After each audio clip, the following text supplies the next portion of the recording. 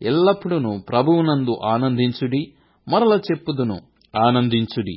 ఆనందించుడు. చూసారా, పౌలు గారు ఈ ఫిలిప్పీ సంఘానికి రాస్తూ ఎక్కడున్నారో తెలుసా?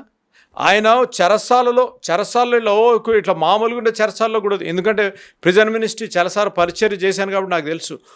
ఆ ప్రిజన్ లాంగ్వేజ్లో హోల్ అంటారు అనమాట. అటు కదులుతానికి ఇటు కదులుతానికి ఉండదు, అంటే ఒక గుంతం వంటిది అనమాట, ఒక టనల్ లాంటిది. ఆ టనల్లో కూర్చొని ఉన్నాడు ఈయన. ఎవరు? పౌలు గారు కూర్చొని ఉన్నాడు. ఏమంటున్నారు వినాలి. ఏమంటున్నారు? చెరసాల నుండి ఆనందించుడి. మళ్ళా చెప్తున్నాను, మళ్ళా ఆనందించుడి. ఈయన చెరసాలలో బంధించబడి ఖైదీగా ఉండి చేతులు కదపలేక, తల మెడ కదపలేక, కాళ్ళు కదపలేక ఉన్న పౌలు గారు చెప్తున్న మాట ఆనందించుడి, మరలా ఆనందించుడి. ఎందుకు చెప్పగలుగుతున్నారో తెలుసా? ఎందుకు పౌలు గారు ఆ రీతిగా చెప్పగలుగుతున్నారు అనగా, ఆయన విశ్వాసము యేసు ప్రభు పైన. ఆయన ఎవరి వైపు చూస్తున్నారు అనగా, మనకు విశ్వాసమునకు కర్త కొనసాగించు యేసు వైపు చూస్తున్నారు. అందుకనే చెప్పగలిగారు, నేను బ్రతుకుటైతే క్రీస్తు, చావైతే మేలు.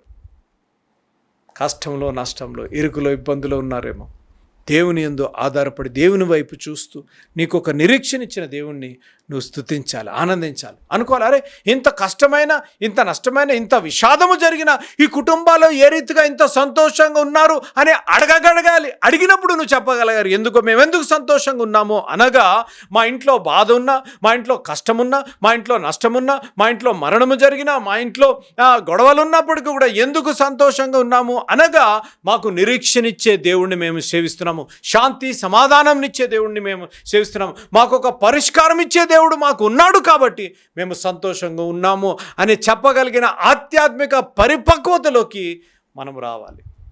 అంతేగాని ఊసురోమంటూ పండగ రోజు ఊసురోమంటూ ఉండకూడదు. ఎందుకు అనగా, అది దేవుని చిత్తం కాదు. దేవుని చిత్తం ఏంటో తెలుసా? సంతోషంగా ఉండాలని. ఆనందించుడి, మళ్ళా ఆనందించుడి. The difference between joy and happiness. ఆనందము, సంతోషము. The difference between joy and happiness. Joy అనగా ఆధ్యాత్మికము, జాయ్ అనగా ఆధ్యాత్మికంగా, హ్యాపీనెస్ అనగా భూలోక సంబంధము. ఇప్పుడు ఒక మాట చెప్తున్నాను. హ్యాపీనెస్ అనగా, నీకు ఉద్యోగం వచ్చింది, లేకపోతే కారు కొనుక్కున్నావు, ఇల్లు కొనుక్కున్నావు, ఏమని చెప్తావు? అన్న ఐఎమ్ వెరీ జాయ్ఫుల్ అంటావా? ఏమంటారు చెప్పండి? ఐఎమ్ వెరీ హ్యాపీ అన్న, ఐఎమ్ వెరీ హ్యాపీ అన్న. ఎందుకనగా, కారు కొనుక్కున్నాను, ఇల్లు కొనుక్కున్నాను, ప్రమోషన్ వచ్చింది, జాబ్ వచ్చింది, హ్యాపీనెస్. జాయ్ అనగా స్పిరిచువల్ థింగ్స్. ఏ రీతిగా స్పిరిచువల్ థింగ్స్? పౌలు గారు చెప్పారు చూడండి, కష్టమున్నా, నష్టమున్నా, ఇరుకున్నా, ఇబ్బంది ఉన్నా, గుండె గాయమైన, ఆయాసమున్నా, నేను ఐఎమ్ జాయ్ఫుల్, ఆనందిస్తున్నాను.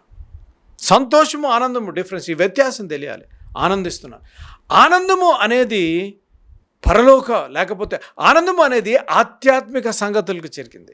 సంతోషం అనేది భూలోకము, మెటీరియలిస్టిక్ థింగ్స్కి చెందినది. పౌలు గారు చెప్తున్నారు, ఆయన చెరసాలలో ఉంటూ, బంధకాల్లో ఉంటూ ఆనందించుడి అని ఒకసారి చెప్పుంటే మనం కూడా ఒకసారి చెప్పాడు కదా అని అనుకుందాం. ఏమని చెప్తున్నాడు? ఆనందించుడి, మరలా నేను చెప్తున్నాను, ఆనందించుడి. దేవుని నామానికి స్తోత్రం కలుగును గాక.